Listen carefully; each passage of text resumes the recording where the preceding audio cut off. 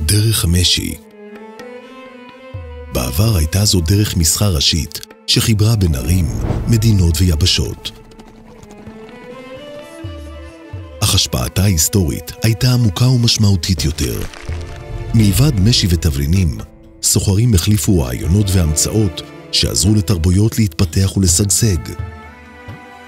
דרך המשי כבר מזמן איננה, אבל הצורך להתחבר, להתפתח ולגדול עדיין קיים.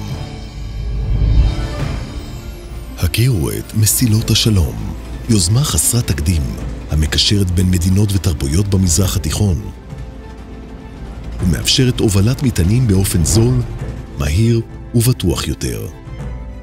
הקו הראשי של מסילות השלום מתוכנן להתחיל בנמל חיפה,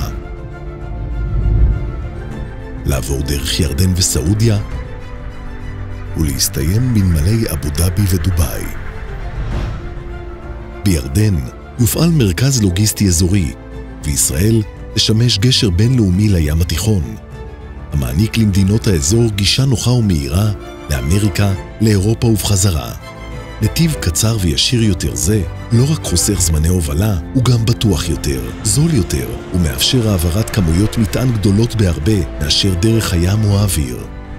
אבל בדומה לדרך המשי, מסילות השלום לא רק תחזק מדיניות כלכלית, היא גם תחזק את הקשר ביניהם ותתרום ליצירת מזרח תיכון שלב ויציב יותר, ואנחנו כמעט כבר שם. רוב המסילה כבר קיימת, מלבד 2 מקטעים שנותרו להיבנות.